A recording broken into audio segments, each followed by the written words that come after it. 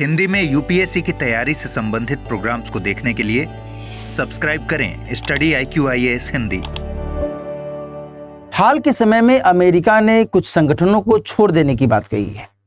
आखिर इन संगठनों को छोड़ देने का मतलब क्या है और साथ ही इसके देखा देखी कुछ अन्य देशों के द्वारा भी इस तरीके के कदम उठाए जा रहे हैं, इसके पीछे का क्या अर्थ है, इसके क्या कुछ इम्पैक्ट्स देखे जा सकते हैं। दोस्तों, आज की चर्चा में हम लोग इसी के बारे में विस्तार से बातचीत करेंगे। दोस्तों, आज विश्व जिस दहलीज पर है, जिस तरीके से वैश्विक स्तर पर अलग अलग संगठनों और अलग अलग मंचों के स्तर पर बातें की जाती हैं, वार्ताएं की जाती हैं, ऐसे में कुछ खास देशों के द्वारा कुछ खास संगठनों को छोड़ देना अपने आप में बहुत बड़ी बात है। और इन परिस्थितियों में यह समझना जरूरी है कि क्या इन संगठनों के कुछ अपने निहितार्थ हैं भी या नहीं हैं, क्या इन संगठनों के कुछ अपने मूल्य हैं भी या नहीं हैं, या फिर इन देशों के द्वारा इस तरीके से जो कदम उठाए जा रहे हैं इन संगठनों को त्याग देने के संदर्भ में क्या ये स्टेप्स सही हैं या फिर इनको इस संदर्भ में कुछ विचार करने की जरूरत है। आज की इस चर्चा में हम लोग इस बारे में विस्तार से बातचीत करेंगे और इसी के संदर्भ में मैंने यहाँ पर पैनल पर कुछ महत्वपूर्ण खबरों को भी मेंशन किया है कि अमेरिका ने विश्व स्वास्थ्य संगठन को छोड़ने की बात कही है, इसके क्या कुछ परिणाम दिख सकते हैं। साथ ही अमेरिका के बाद अर्जेंटीना ने भी विश्व स्वास्थ्य संगठन को छोड़ देने की बात कही है। इसके अलावा एक अन्य खबर यह भी आ रही है कि अमेरिका के देखा देखी इजराइल ने भी संयुक्त राष्ट्र मानवाधिकार परिषद को छोड़ देने की बात कही है। हालांकि इसमें भी एक पेच है। पेच दरअसल ये है कि संयुक्त राष्ट्र मानवाधिकार परिषद का कहना यह है कि साहब, संयुक्त राज्य अमेरिका जिस तरीके से ये बोल रहा है कि मैंने UNHRC को छोड़ दिया है, ये दरअसल सही नहीं है, क्योंकि अमेरिका 2024 तक ही इस परिषद का सदस्य रहा था। 2022 से लेकर के 31 दिसंबर 2024 तक ही जब सदस्य रहा तो छोड़ने और न छोड़ने का कोई सवाल ही नहीं होता है। दोस्तों, ध्यान रखिएगा कि संयुक्त राष्ट्र मानवाधिकार परिषद में 47 सदस्य होते हैं, 47 सीटें होती हैं और इसका जो एक कार्यकाल होता है वो खास समय तक के लिए ही होता है। जैसा कि मैंने आपको बताया कि संयुक्त राज्य अमेरिका का कार्यकाल 31 दिसंबर 2024 तक ही था, तो अब जो ये बातें की जा रही हैं कि हमने इस परिषद को छोड़ दिया है, ये तो ठीक नहीं है ना। हाँ, ये ठीक है कि आप एक ऑब्जर्वर स्टेट के तौर पर जाने जाएंगे, लेकिन एक ऑब्जर्वर स्टेट के रूप में सदस्यता त्यागने वाली जो बात की जा रही है या फिर ऐसा जो इंटरप्रिटेशन किया जा रहा है, यह सही नहीं है। यहाँ पर इस बात को हम लोगों को ध्यान रखना चाहिए। बहरहाल, यदि हम इजराइल के संदर्भ में बात करें तो इजराइल ने यह कहा है कि हम इस परिषद को त्याग देंगे। क्यों त्याग देंगे? इसके पीछे की उसकी अपनी वजहें हैं। उसका कहना है कि जिस तरीके से गाजा पट्टी वाले क्षेत्र से लगातार हमास के द्वारा हमले किए गए और जिस तरीके से इजरायली जनता के साथ में दुराचार किया गया, उनको हिंसा का शिकार होना पड़ा, और ऐसे में जिस तरीके से संयुक्त राष्ट्र मानवाधिकार परिषद के द्वारा हमारे साथ भेदभाव किया गया, हम इसे स्वीकार नहीं करते हैं और इसी आधार पर इसने इस तरीके का कदम उठाने का निर्णय ले लिया है। ठीक है, लेकिन हमारी जो चर्चा है दोस्तों, उस चर्चा का मेन जो आधार है वह यह सवाल है। सवाल क्या है, इसको ध्यान से पढ़िएगा। सवाल कहता है, क्या संयुक्त राज्य अमेरिका का विभिन्न संगठनों से हटने का निर्णय वैश्विक व्यवस्था को प्रभावित कर सकता है? आपका क्या कहना है? आपको क्या लगता है?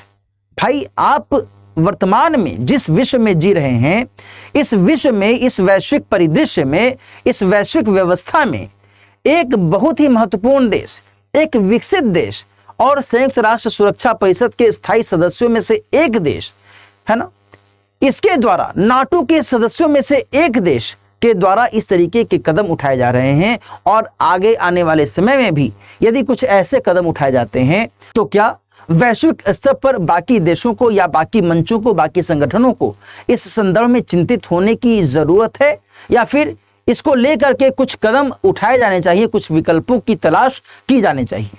क्या किया जाना चाहिए, क्या संभावनाएं हैं, इसके बारे में हम लोग एक एक करके बातचीत करेंगे। ठीक है जी। यहां पर दोस्तों मैंने इस डायग्राम के माध्यम से आपको स्पष्ट करने की कोशिश की है कि संयुक्त राज्य अमेरिका वैश्विक संगठनों से बाहर हो रहा है, बाहर होने का निर्णय लगातार ले रहा है। अब यहां पर यह देखने वाली बात हो जाएगी कि इसके प्रभाव पॉजिटिव वे में ज़्यादा होते हैं या फिर निगेटिव वे में ज़्यादा होते हैं।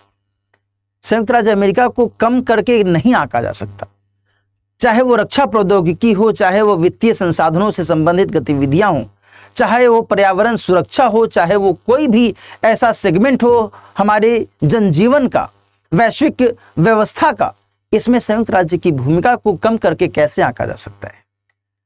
दोस्तों ये ध्यान रखिएगा कि यदि हम केवल एक परिप्रेक्ष्य में ही बात करें, जैसे कि जलवायु परिवर्तन के परिप्रेक्ष्य में, संयुक्त राज्य अमेरिका का कहना है कि हम भाई पेरिस एग्रीमेंट को छोड़ देंगे।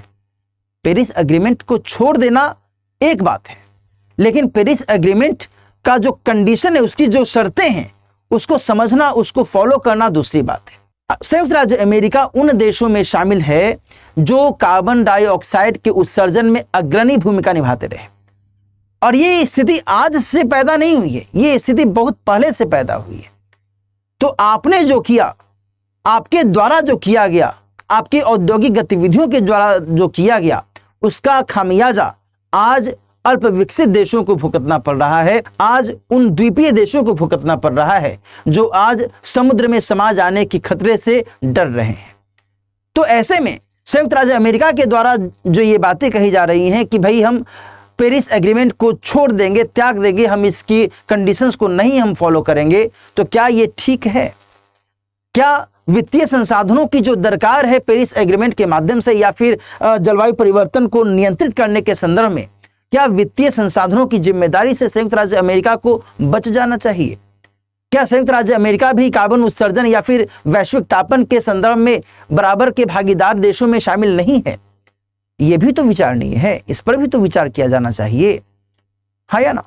तो ये सारे जो कंटेक्स्ट हैं दोस्तों, इनको समझने की जरूरत है। आगे हम लोग बात करते हैं, वर्तमान वैश्विक स्थिति को थोड़ा सा हम लोग गौर करें, इसको समझना जरूरी है। कारण यह है कि यदि हम बहुत समय पहले की बात करें, बहुत समय पहले नहीं, मतलब 1945 से 1990-91 के समय की बात करें, तो यहां हम दो ध्रुव देख रहे हैं, जिसे हम द्विध्रुवीय व्यवस्था के नाम से जानते हैं, जहां एक तरफ संयुक्त राज्य अमेरिका और दूसरी तरफ यूएसएसआर यानी कि सोवियत संघ की बात की जाती रही। 1990-91 का दौर आया जबकि यूएसएसआर का विघटन हो गया, टूट गया, और संयुक्त राज्य अमेरिका एक ध्रुवीय शक्ति के तौर पर उभर गया। ठीक है जी। उसके बाद लगातार उसकी जो स्थिति है एकदम विश्व के दारोगा की तरह देखी जाती रही। विश्व का दारोगा टिप्पणी के तौर पर कहा जाता था, व्यंग्य के तौर पर भी कई बार कह दिया जाता था। हालांकि यदि आप सिविल सेवा परीक्षा की तैयारी कर रहे हैं तो ऐसे शब्दों का इस्तेमाल करने से बचिएगा, लेकिन इन जनरल इस तरीके की बातें इसके लिए कह दी जाती थी। बहरहाल जब हम लोग और थोड़ा सा आगे बढ़ते हैं और जब हम 2000 के बाद यानी कि वर्ष 2000, 2005, 2006, 2007, 8, 9, 10 और हाल के समय की बात करें तो आज का जो समय है ये कहीं अलग हो गया है, कहीं ज्यादा व्यापक हो गया है, डाइवर्सिफाई हो गया है। और इसी लिहाज से इसे वैश्विक स्तर पर बहुध्रुवीय विश्व व्यवस्था के तौर पर कह सकते हैं। वैश्विक बहुध्रुवीय व्यवस्था। क्या आपको नहीं लगता कि आज इस बहुध्रुवीय व्यवस्था को स्वीकार किया जाना चाहिए? क्या ऐसा है कि केवल एक देश या किन्हीं एक दो देश के कारण बाकी वैश्विक व्यवस्था चरमरा जाए? और यदि ऐसे होने की स्थिति होती है तो फिर क्या यह हमारे वैश्विक संचालन के लिए, वैश्विक सरकारों के नियमन के लिए, विनियमन के लिए ठीक बात है? जी नहीं। यहां पर इस बात को ध्यान में रखने की आवश्यकता है कि आज केवल एक देश नहीं, केवल एक संगठन नहीं, केवल एक संघ नहीं, केवल एक मंच नहीं, बल्कि कई सारे मंच, कई सारे अलग अलग जो देश हैं वो अपने अपने लेवल पर अपने अपने राजनैतिक, आर्थिक, सामरिक हितों की पूर्ति करने के लिए, पर्यावरणीय हितों की पूर्ति करने के लिए, पर्यावरण सुरक्षा के लिए, है ना, एकजुट होने की कोशिश कर रहे हैं। और इसमें किसी को भी किसी भी स्तर पर कोई परहेज नहीं है। आज जहां एक तरफ I2U2 भी बन रहा है, वहीं दूसरी तरफ क्वाड भी बन रहा है। जहां एक तरफ ब्रिक्स है तो दूसरी तरफ SCO भी है। जहां एक तरफ बिम्स्टेक है तो दूसरी तरफ अफ्रीकी यूनियन भी है। Getting my point? तो इस तरीके से कई सारे ऐसे मंच हैं जो आज के समय में उभर गए हैं, जहां एक तरफ रूस, चीन और जापान जैसे देश हैं, वहीं दूसरी तरफ भारत, ब्राजील, जर्मनी जैसे भी देश हैं, है कि नहीं? तो ये जो स्थितियां हैं दोस्तों, इन स्थितियों से यह स्पष्ट होना चाहिए कि आज की वैश्विक व्यवस्था पहले से कहीं ज्यादा अलग, कहीं ज्यादा वैविध्यपूर्ण हो गई है, विविधता से युक्त हो गई है। और इन परिस्थितियों में जो एक विशेष स्थिति है उसे नजरअंदाज कैसे किया जा सकता है? और यह विशेष स्थिति क्या है? यह विशेष स्थिति है वैश्विक दक्षिण की।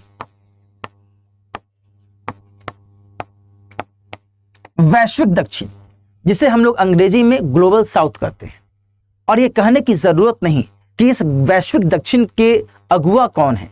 इस वैश्विक दक्षिण का अगुवा है भारत, और भारत अपने स्तर पर कोशिश कर रहा है लगातार कि जो भी अल्प विकसित देश या फिर विकासशील देश हैं, इनके किसी भी प्रकार की हितों की पूर्ति करने में हम इनका सहयोग करें, हम इनका समर्थन करें, चाहे वो पर्यावरणीय सुरक्षा का मामला हो, चाहे वो व्यापारिक स्तर पर एक दूसरे के साथ संपर्क को साधने का मामला हो, चाहे मानवीय सहायता का मामला हो, चाहे किसी भी स्तर से आर्थिक सहायता, आर्थिक सहयोग का मामला हो। और इस लिहाज से भारत के द्वारा अलग अलग मंचों पर, चाहे वो वैश्विक व्यापार संगठन हो, चाहे वो जलवायु परिवर्तन से संबंधित जो कॉन्फ्रेंस ऑफ पार्टीज का आयोजन किया जाता है, उसमें भारत के द्वारा इन देशों के नेतृत्व की बातचीत की जाए। किसी भी लेवल पर भारत चाहता है कि जो ये अल्प विकसित देश हैं, जो भी विकासशील देश हैं, उनके हितों को नुकसान न पहुंचे, इसे वरीयता दी जानी चाहिए। और इसी लिहाज से जो वैश्विक दक्षिण है उसके महत्व को इनकार नहीं किया जा सकता है। ठीक है जी। तो ये है आज की वर्तमान वैश्विक स्थिति। और ऐसे में जब हम बात करते हैं संयुक्त राज्य अमेरिका की क्षमता का, तो यहां पर दोस्तों ध्यान रखने वाली बात यह है कि निश्चित तौर पर संयुक्त राज्य अमेरिका की क्षमता न केवल रणनीतिक दृष्टिकोण से, बल्कि जो वैश्विक कूटनीति के स्तर पर उसकी स्थिति है, उस दृष्टिकोण से भी महत्वपूर्ण हो जाती है। और वैश्विक कूटनीति के दृष्टिकोण से हमने इसकी उपस्थिति न केवल यूक्रेन में देखी है, बल्कि पश्चिमी एशियाई क्षेत्र में भी देखी है। हमने इसकी उपस्थिति न केवल हिंद प्रशांत वाले क्षेत्र में देखी है, बल्कि पश्चिम जो अफ्रीकी देश है या फिर जो दक्षिण अमेरिकी देश हैं, वहां भी इसकी उपस्थिति देखी गई है ना। ये बातें यहां पर समझने की आवश्यकता है। इन सब के अलावा जो संयुक्त राज्य अमेरिका है, उसके वित्तीय सशक्तता को भी या वित्तीय मजबूती को भी कम करके नहीं आंका जा सकता है। आज जब हम बात कर रहे हैं विश्व स्वास्थ्य संगठन से संयुक्त राज्य अमेरिका के हट जाने को लेकर के, तो ध्यान रखिएगा कि विश्व स्वास्थ्य संगठन में संयुक्त राज्य अमेरिका के द्वारा बहुत बड़े पैमाने पर वित्तीय जो समर्थन है, वित्तीय योगदान दिया जाता रहा। और आज जब ये इस संगठन से हट जाएगा, तो संयुक्त राज्य अमेरिका के हटने के बाद इस संगठन को बहुत बड़े लेवल पर वित्तीय नुकसान भी झेलना पड़ सकता है ना। यहां पर इस बात को भी नजरअंदाज करके नहीं देखा जा सकता। Getting my point? तो ये सारे जो पक्ष हैं दोस्तों, संयुक्त राज्य अमेरिका के दृष्टिकोण से बहुत अधिक महत्वपूर्ण हो जाते हैं। इसके अलावा इससे भी इनकार नहीं किया जा सकता कि बाद में भी किसी संगठन से संयुक्त राज्य अमेरिका अपने आप को बाहर करने का निर्णय ले ले। इट मे बी पॉसिबल कि आज जिस हिंद प्रशांत क्षेत्र में भारत के साथ और जापान, ऑस्ट्रेलिया के साथ संयुक्त राज्य अमेरिका क्वाड के अंतर्गत काम कर रहा है, और भारत कहीं ना कहीं इसके माध्यम से चीन को काउंटर करने की कोशिश करता है, यदि संयुक्त राज्य अमेरिका कल को यह कह दे कि नहीं साहब, हम यहाँ पर नहीं रहेंगे, हमको चीन से कोई लेना देना नहीं है, और हम सीधे अपने तरफ अपने हिसाब से अपने राष्ट्रीय सुरक्षा, राष्ट्रीय हित को मद्देनजर रखते हुए काम करेंगे, नीति का निर्माण करेंगे, तो फिर यह भी तो हो सकता है। I2U2 में भी संयुक्त राज्य अमेरिका की भूमिका है, पश्चिमी एशियाई क्षेत्र में भी संयुक्त राज्य अमेरिका की भूमिका है। और यदि कल को इस तरीके से निर्णय ले ले संयुक्त राज्य अमेरिका कि नहीं भाई, हम यहां पर भी ऐसा कोई हस्तक्षेप नहीं करेंगे और हम अपने हित के लिए केवल काम करेंगे, तो ऐसे में इस पार्टिकुलर रीजन के संदर्भ में भी विचार करने की आवश्यकता हो जाएगी, है ना। हाल के समय में संयुक्त राज्य अमेरिका के वर्तमान राष्ट्रपति जी के द्वारा जिस तरीके से कई सारे निर्णय लिए गए हैं, उसके मद्देनजर इन संभावनाओं से इनकार नहीं किया जा सकता है। हालांकि ये अभी कह देना बड़ा ही बेतरतीब लगता है, लेकिन ऐसा हो तो सकता है ना, ऐसा स्टेप लिया तो जा सकता है ना, है कि नहीं। तो ये सारी चीजें ध्यान में रखने की आवश्यकता है।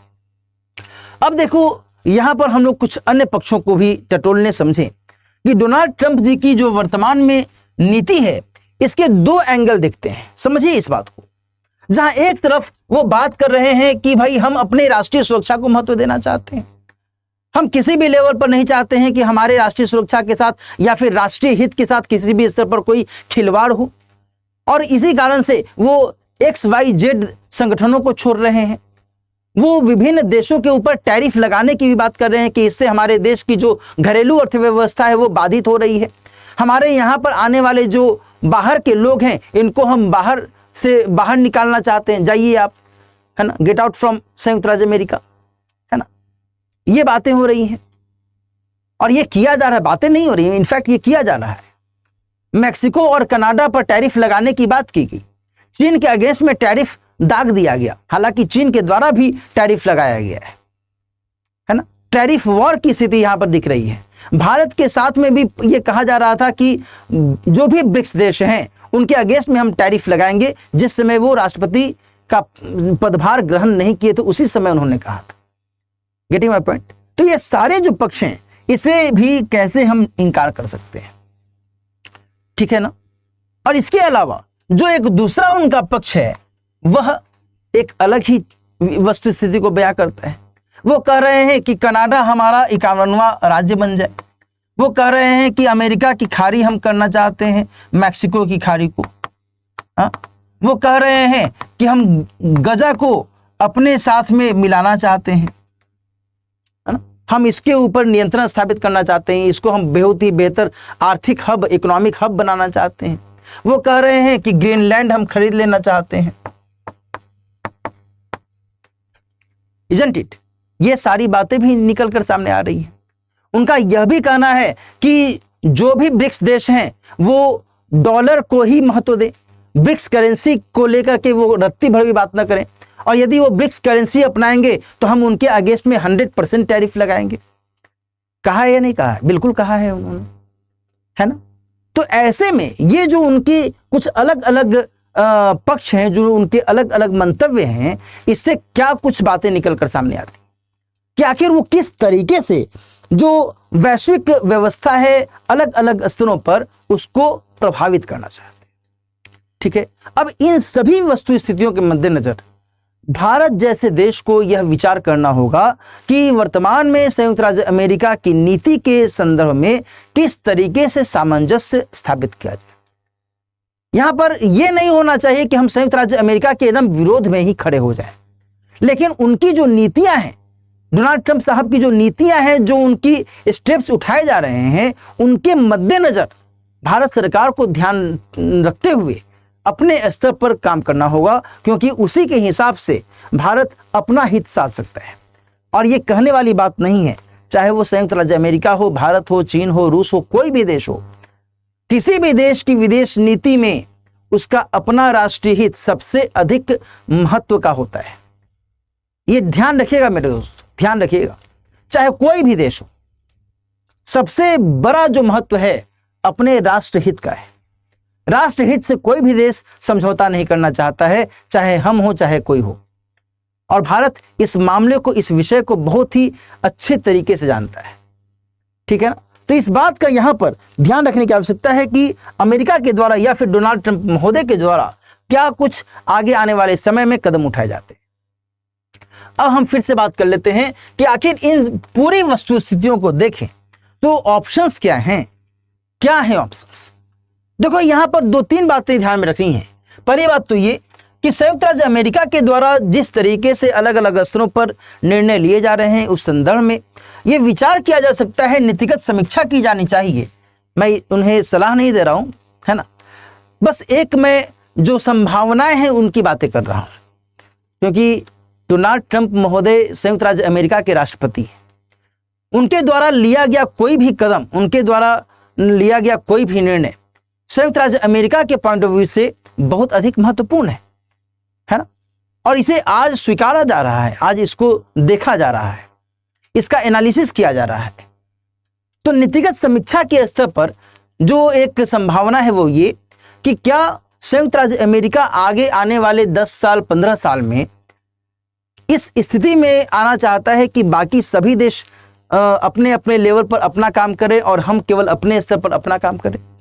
क्या केवल हम कुछ ही संगठनों के साथ में ताल्लुक बनाए रखते हुए और अपनी हित को साध सकें? क्या ऐसा होना चाहिए और क्या ऐसा किया जाना अच्छी बात है? इस पर विचार किया जा सकता है। वहीं दूसरी तरफ जो बाकी के संगठन आदि हैं, जैसे कि हम लोग बात कर रहे हैं WTO की, जैसे कि हम लोग बात कर रहे हैं WHO की, जैसे कि हम लोग बात कर रहे हैं संयुक्त राष्ट्र मानवाधिकार परिषद की, जैसे कि हम बात कर रहे हैं संयुक्त राष्ट्र की, जैसे कि हम बात कर रहे हैं भारत की, चीन की, रूस की, जापान की, है ना। इन सभी देशों को, जो भी जिस भी देश के स्तर पर बात की जाए, इनको इस बात से समझने की आवश्यकता है कि हमारा अपने राष्ट्रहित के मद्देनजर और वैश्विक हित के मद्देनजर क्या रोल है, क्या हमारी भूमिका है। और संगठनों के स्तर पर जो गतिविधियां चल रही हैं, जो कमियां देखी गई हैं, जिन कमियों को हवाला देते हुए अर्जेंटीना या फिर संयुक्त राज्य अमेरिका या फिर इजराइल के द्वारा उनसे अलग होने की बात की गई, उन संगठनों को अपने अपने स्तर पर सुधार करने की जरूरत है या नहीं है। जैसे कि विश्व स्वास्थ्य संगठन के संदर्भ में ये आरोप लगाया गया, और ये आरोप आज नया नहीं लग रहा है, बल्कि पहले से भी ये आरोप लगाए जाते रहे कि जब 2020 में कोविड-19 का संक्रमण बहुत बड़े पैमाने पर फैला, तो विश्व स्वास्थ्य संगठन के द्वारा समय रहते उसके संदर्भ में चेतावनी जारी नहीं की गई, और बाद के समय में भी जो स्थितियां थी वो बद से बदतर होते चली गई। उस संदर्भ में भी उसने कई बार चूक की है। इस तरीके के आरोप पहले से भी लगते रहे हैं, है ना। वैसे ही जब हम बातचीत करते हैं संयुक्त राष्ट्र मानवाधिकार परिषद के संदर्भ में, तो क्या संयुक्त राष्ट्र मानवाधिकार परिषद निष्पक्ष तरीके से काम करता है, ये देखने की आवश्यकता होगी, है ना। ट्रांसपेरेंट वे में, निष्पक्ष तरीके से इसको समझने की आवश्यकता होगी। यदि काम करता है तो अच्छी बात है, नहीं इसमें यदि कुछ कमियां हैं, कोई यदि ड्रॉबैक है, तो उन ड्रॉबैक्स को सुधारने की जरूरत है ना। तो जो भी ऐसे संगठन है, उन संगठनों को अपने लेवल पर यह विचार करना होगा कि हमारे द्वारा जो कार्य संचालन किया जा रहा है, उस संदर्भ में क्या कुछ हमारे पास में स्थिति है और इसमें हम और क्या बेहतर से बेहतर कर सकते हैं, ताकि विभिन्न देशों का विश्वास हमारे ऊपर बना रहे। यदि हमारा विश्वास आपके ऊपर है तो हम आपको क्यों छोड़ेंगे, एज सिंपल एज दैट। और यदि आप हम पर विश्वास करते हैं तो आप भी हमें नहीं छोड़ना चाहेंगे। बात है दरअसल विश्वास की। और इसके अलावा जो विभिन्न देशों के स्तर पर गतिविधियां हैं, निश्चित तौर पर चाहे वो भारत हो, जापान हो, कोई भी देश हो, जो सामान्य तौर पर संयुक्त राज्य अमेरिका के साथ में मैत्रीपूर्ण संबंध को बेहतर बनाने की ओर आगे बढ़ते रहे हैं, निश्चित तौर पर ये देश कदापि नहीं चाहेंगे कि संयुक्त राज्य अमेरिका के साथ हमारा मतभेद हो, है ना। और इस लिहाज से भारत को कूटनीतिक दृष्टिकोण से भी विचार करने की जरूरत है कि संयुक्त राज्य अमेरिका के साथ में हमारा व्यवहार कैसे और बेहतर से बेहतर हो। बेशक अमेरिका के द्वारा अपने अपने लेवल पर अपने अपने हितों के मद्देनजर जो निर्णय लिए जा रहे हैं वो उसका अपना निर्णय है, इसमें हमारा कोई दबाव नहीं है और न ही हमारी कोई अपनी सहमति है या फिर असहमति है। ये उसका अपना निर्णय है, ये उसके अपने हितों के हिसाब से लिया गया कदम है। लेकिन यह भी भारत को ध्यान में रखना होगा कि हम किस तरीके से समन्वय बनाते हुए न केवल संयुक्त राज्य अमेरिका के साथ अपने संबंधों को आगे कायम कर सकें, कंटिन्यू कर सकें, बाकी जो भी देश संयुक्त राज्य अमेरिका के विरोध में हैं, और मेरा इशारा आप समझ पा रहे होंगे कि रूस जैसे देश, ईरान जैसे देश, इन देशों के साथ हम किस तरीके से अपने संपर्क को बेहतर बना सकें, ताकि हमारा राष्ट्रीय हित किसी भी कीमत पर कम न हो, किसी भी कीमत पर इसके साथ कोई समझौता ना हो, है ना। तो ये सारी बातें बहुत अधिक जरूरी हो जाती है। ठीक है, तो पूरी चर्चा का जो लब्बो लुबाब है, जो निष्कर्ष है दोस्तों, वो यही है कि जब हम फिर से इस प्रश्न को देखते हैं कि क्या संयुक्त राज्य अमेरिका का विभिन्न संगठनों से हटने का निर्णय वैश्विक व्यवस्था को प्रभावित कर सकता है, तो यह दो स्तरों पर दिखता है, जहां एक तरफ इसके सकारात्मक पक्ष भी दिखते हैं, वहीं दूसरी तरफ इसके नकारात्मक पक्ष भी दिखते हैं, है ना। और सकारात्मक पक्ष के स्तर पर यह देखा जा सकता है कि संयुक्त राज्य अमेरिका का जो पहले से ज्यादा प्रभाव रहा इन संगठनों में, जो ज्यादा दबाव रहा इन संगठनों में, यदि वो दबाव अभी नहीं रहता है तो इन संगठनों को अपने लेवल पर और बेहतर से बेहतर करने का अवसर मिल सकता है, और जो कमियां हैं उन कमियों को सुधारने का भी अवसर मिल सकता है। इसके माध्यम से ये और उन्नत काम कर सकते हैं। वहीं दूसरी तरफ निगेटिव इंपैक्ट ये पड़ सकता है कि संयुक्त राज्य अमेरिका जैसे देश की अनुपस्थिति में इन देशों को या फिर इन संगठनों को वित्तीय स्तर पर, रणनीतिक स्तर पर, कूटनीतिक स्तर पर कुछ नुकसान झेलना पड़ सकता है, और इस नुकसान को मिटिगेट करने के लिए, कम करने के लिए इनको काम करने की आवश्यकता होगी। साथ ही संयुक्त राज्य अमेरिका को इन निर्णयों के संदर्भ में आगे ये ध्यान रखना होगा कि इन संगठनों को यदि आज वो छोड़ रहा है तो फिर क्या आगे आने वाले समय में उसमें फिर से रीज्वाइन करने की संभावना है या फिर नहीं है। और इस तरीके से आप इस प्रश्न का एक बहुत ही शानदार उत्तर लिख सकते हैं। ठीक है, तो आज की इस चर्चा में हम लोगों ने इन महत्वपूर्ण टॉपिक्स को एक एक करके देखा, समझा, अलग अलग जो इसके डायमेंशंस थे उसको हम लोगों ने डिस्कस किया। निश्चित तौर पर यह टॉपिक आपको पसंद आया होगा। साथ ही एक और महत्वपूर्ण सूचना मैं आपको देना चाहूँगा, 10 फरवरी से शाम में 6 बजे से Shri IQ IAS Hindi team के साथ आप इस बैच से जुड़ सकते हैं और दिलीप लाइव कोड का इस्तेमाल करते हुए मात्र 29,999 रुपये में इस बैच में एडमिशन ले सकते हैं।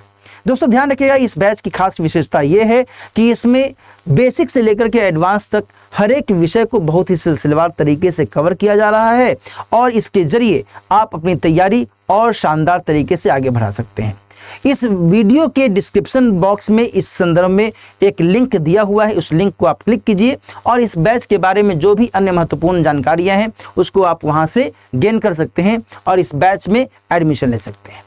ध्यान रखिएगा कि इसमें 1000+ आवर्स की लाइव ऑनलाइन कक्षाएं, मेंटोरशिप की सुविधा, टेस्ट सीरीज की सुविधा, और साथ ही यदि आप हर महीने होने वाले टेस्ट में रैंक 1 लाते हैं तो फिर आपको 11,000 रुपये की पुरस्कार राशि भी दी जाती है प्रोत्साहन स्वरूप, और साथ ही यदि आप प्री क्वालिफाई करते हैं तो आपकी संपूर्ण फी वापस कर देने की भी सुविधाएं इसमें शामिल की गई हैं। तो इसके आधार पर यदि आप इस बैच से जुड़ना चाहते हैं तो फिर दिलीप लाइव कोड का इस्तेमाल करना मत भूलिएगा। 29,999 रुपये में इस कोर्स को आप ज्वाइन कर सकते हैं। मिलते हैं फिर किसी और टॉपिक के साथ। अपना ख्याल रखिए। All the best.